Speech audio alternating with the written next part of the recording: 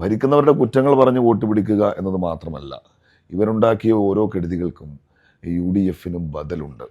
18 മാസം പെൻഷൻ മുടങ്ങി, 600 രൂപയായിരുന്നു ഉമ്മൻചാണ്ടിയുടെ പെൻഷൻ തുടങ്ങിയ പച്ചക്കള്ളങ്ങളൊരു പടിയുമില്ലാതെ നിങ്ങളോട് പറഞ്ഞുകൊണ്ട് പെൻഷൻ 2500 രൂപയാക്കാം എന്ന് പറഞ്ഞിട്ടാണ് ഇവർ അധികാരത്തിൽ വന്നത്. അധികാരം വിട്ടൊഴിയുന്ന ഈ നേരത്തും ആ പെൻഷൻ 2000 രൂപയാണ് ആയിട്ടുള്ളത്.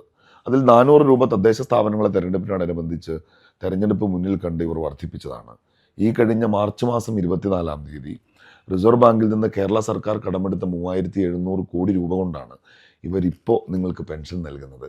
ഇവർ വീണ്ടും അധികാരത്തിൽ വന്നാൽ പെൻഷൻ വർദ്ധിപ്പിക്കില്ല എന്ന് മാത്രമല്ല, ലഭിച്ചു വരുന്ന പെൻഷൻ മുടങ്ങും എന്നതിന് നമുക്ക് മുൻപിൽ സമീപകാലത്തെ അനുഭവങ്ങളുണ്ട്.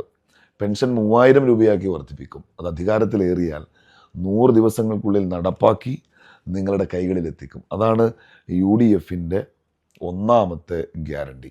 ഇവിടുത്തെ വിദ്യാർത്ഥിനികൾ, അവർക്ക് 1000 രൂപ വീതം സ്കോളർഷിപ്പ് നൽകും. അത് UDFിൻ്റെ രണ്ടാമത്തെ ഗ്യാരണ്ടിയാണ്.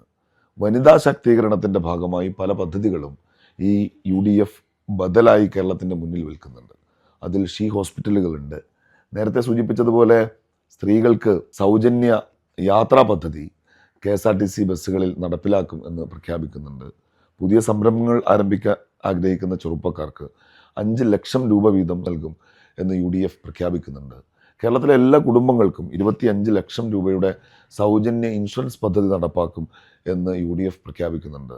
ഇടതുപക്ഷ സർക്കാരിനെ പോലെ എന്തെങ്കിലും പറഞ്ഞ് വോട്ട് പിടിച്ച് 5 വർഷവും അത് നടപ്പാക്കാതിരിക്കുക എന്നതല്ല.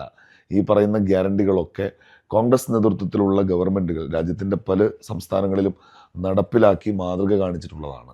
കേരളത്തിൽ UDFിൻ്റെ മുഖ്യമന്ത്രി സത്യപ്രതിജ്ഞ ചെയ്ത് അധികാരമേറ്റെടുത്ത് 100-ാം ദിവസം ഈ പറയുന്ന ഗ്യാരണ്ടികളാകെ കേരളത്തിലെ ജനങ്ങൾക്ക് ലഭിക്കുമെന്ന് ഉറപ്പാക്കാൻ ഞങ്ങൾ പ്രതിജ്ഞാബദ്ധരാണ്.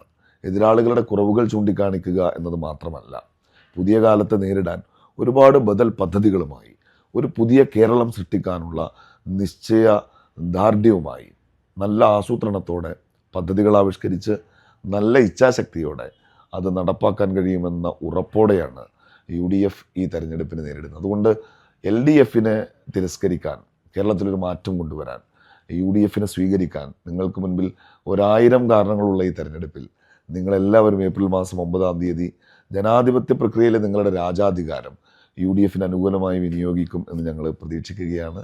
സ്നേഹത്തോടെ നിങ്ങളോടെല്ലാം നിങ്ങളുടെ മണ്ഡലത്തിലെ UDF സ്ഥാനാർത്ഥിക്ക് വോട്ട് ചെയ്യുക എന്നത് മാത്രമല്ല, മാറ്റത്തിന് വേണ്ടി കേരളം ജയിക്കുന്നത് കാണാൻ UDFിൻ്റെ പ്രചരണ പ്രവർത്തനങ്ങളിൽ പങ്കാളികളാവുക എന്നുകൂടി ഈ അവസരത്തിൽ ഞങ്ങൾ അഭ്യർത്ഥിക്കുകയാണ്. കേരളം ജയിക്കും, UDF നയിക്കും.